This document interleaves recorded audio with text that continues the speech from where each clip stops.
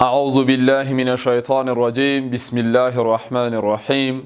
درنو لیدونکو ګرانو زده کوونکو السلام علیکم ورحمت الله وبرکاتو. الله پاک دې وکړي چې جوړ روغ به وئ، د روغتیا جابې مو په تن وي. نوم مې رفیع الله تخلص حبیبي کوم. ټولګی ملسم، مضمون مو کیمیا، موضوع مو د تیرو درسونو پر دوام د ریدکس تعاملونو توزین دی د پر اکسایدونو پشتون کې. ګرانو زده کوونکو درنو لیدونکو، موږ تاسې تیرو درسونو کې د ریدکس تعاملونو توزین لوستی و یا د ریدکس تعاملونو کارونه وه په مختلفو محیطونو کې. ریدکس تعاملونه موږ تاسې داسې ویلي وو چې هغه کیمیاوي تعاملونه دي کوم چې په هغې کې د شاملو اتومونو اکسیدیشن نمبر تغییر شي. ریدکس تعاملونه پر دریو محیطونو کې صورت نیسي، په تیزابي محیط کې، په القلي محیط کې او یا هم په خنثی محیط کې. چون په عادي حالت کې یا په عادي اکسایدونو کې د اکسیجن اکسیدیشن نمبر 2 منفي و، اما په سوپر اکسایدونو کې هم کېدلی شي منفي 1/3 منفي 1/2 او په پر اکسایدونو کې منفي 1 اکسیدیشن نمبر غوره کړي. نو په همدې اساس باندې ریدکس تعاملونه کېدلی شي چې د پر اکسایدونو په شتون کې هم ترسره شي. ځکه موږ تاسې تیرو درسونو کې یوازې درې محیطونه ذکر کړي وو چې یو یې تیزابي محیط و، بل یې القلي محیط و او بل یې خنثی محیط و. په همدغه دریو محیطونو کې چې موږ تاسې کوم ریدکس تعاملونه توزینول، د ریدکس تعاملونو د توزین دپاره مو درې نقطې په پام کې نیولې. څو نقطې مو په پام کې نیولې؟ درې نقطې.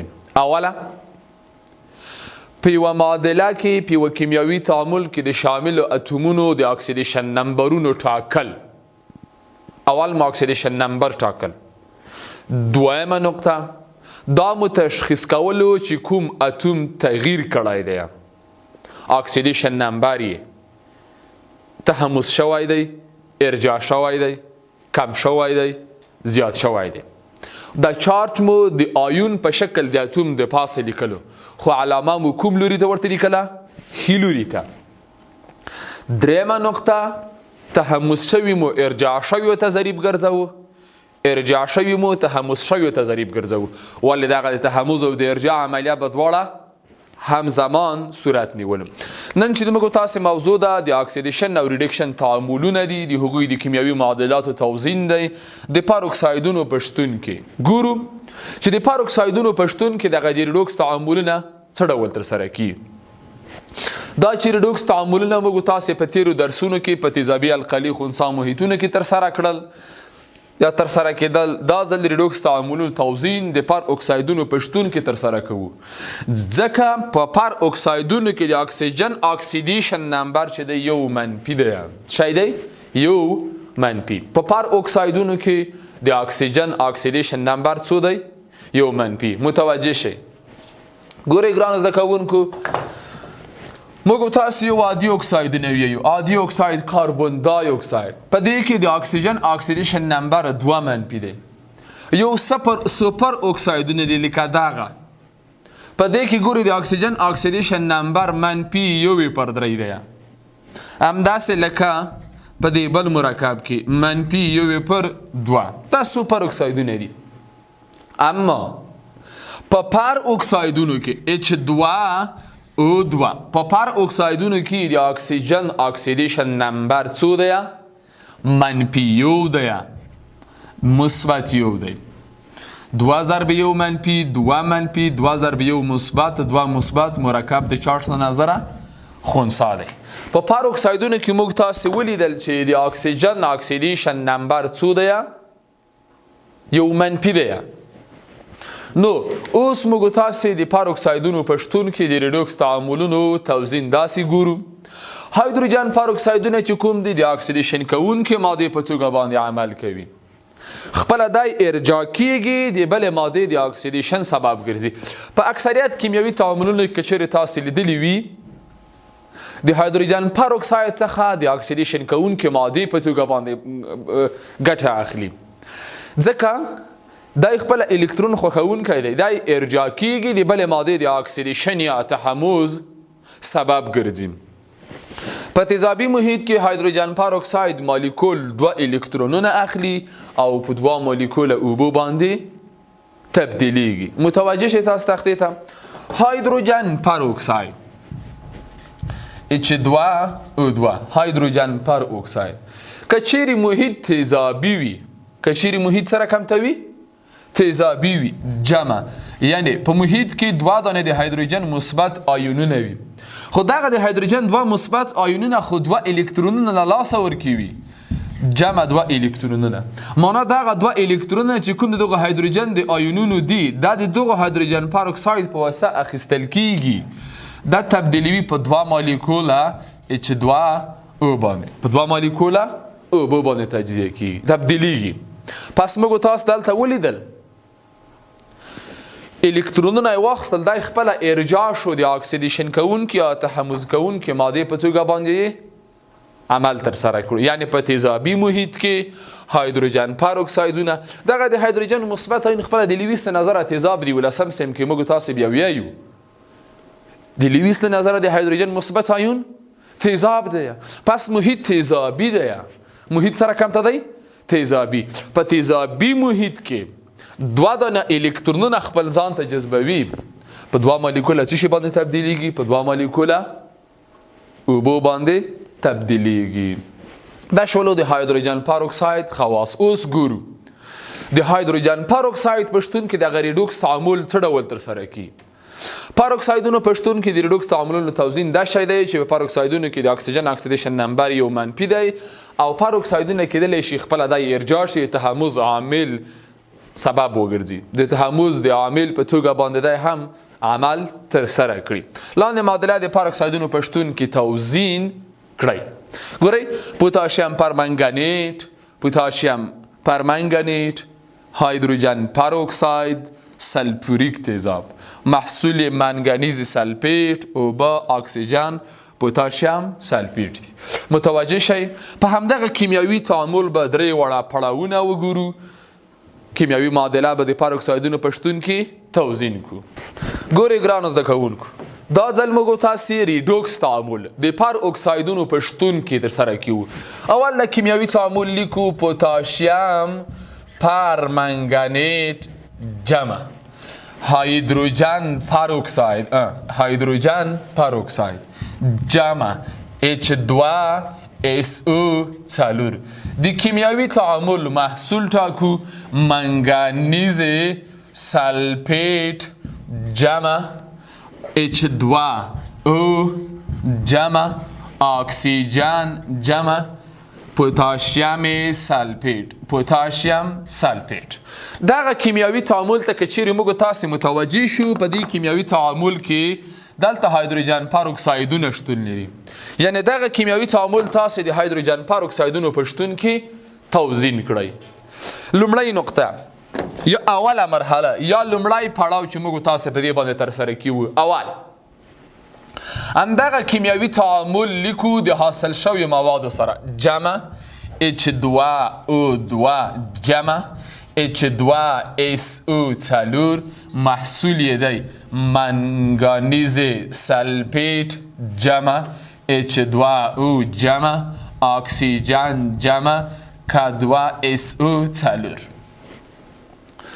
ولی د هایدروجن پر اکسایدونو په شتون کې دغه ریډوکس تعامل موږ تاسو ترسره کوو یا توزین وو چې دغه ذهنیت جوړ نشي چې یوازې دغه ریډوکس تعاملونه چې کوم دي د تیزابي محیط، القلي محیط او خنثی محیط په شتون کې دوی ترسره کېدلی شي، بلکې دا کېدلی شي د هایدروجن پر اکسایدونو په شتون کې هم ترسره شي.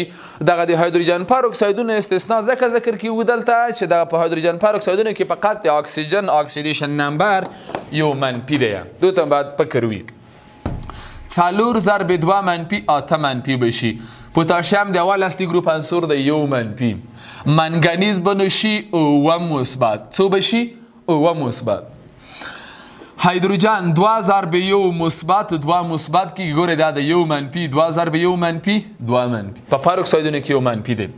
2 ضرب 1 مثبت 2 مثبت کیږي، 4 ضرب 2 منفي 8 منفي کیږي، سلفر 6 مثبت منګنیز 2 مثبت 4 ضرب 2 منفی 8 منفی کیږي نو سلفر باید 6 مثبت شي 2 ضرب 1 مثبت 2 مثبت کیږي دا به 2 منفی شي اکسیژن مالیکول د چارج نظر خنثی 4 ضرب 2 منفی 8 منفی سلفر 6 مثبت 2 ضرب 1 مثبت 2 مثبت بشي په دې ډول سره لومړی نقطه موږ تاسو وټاکه یا لومړی پړاو مو تر سره کړ چې په کیمیاوي تعامل کې د شامل اتومونو اکسیدیشن نمبر مو وټاکل دویم پړاو کې موږ تاسو اوس څه کړو په دویم پړاو کې اوس ګران زده کوونکو معلومه وو کوم اتوم تحمض شوی دی کوم اتوم ارجاع شوی دی لومړی پوتاشیم ګورو یو مثبت دلته هم یو مثبت تغییر یې نه دی کړی کار نه لري ورسره منګنیز 2 مثبت دلته 2 مثبت دا د منګنیز تغییر کړی دی منګنیز تغییر کړی لیکو چې منګنیز 2 مثبت جمع د 2 مثبت څخه 2 مثبت ته ټیټ شوی دی 15 الکترونونه یې اخیستي د 15 الکترونونو په اخیستلو سره منګنیز ټیټ شوی دی 2 مثبت ته چارج ټیټ شوی دی نوموړې ماده ریدکشن شوې ده سره کم ته شوې ده ریدکشن شوې بل ګورو اکسیجن 2 منفی 2 منفی 2 منفی 2 منفی 2 منفی هایدروجن 1 مثبت 1 مثبت 1 مثبت صحیح دی اکسیجن دلته 1 منفی و اما دلته 0 شوی دی بل مو هم پیدا کو دغه اکسیجن هغه دلته 1 منفی و دلته 0 شوی دی الته سره کم ته و 1 منفی و هغه دلته 0 ته تللی چارج یې لوړ شوی دی نو لیکو چې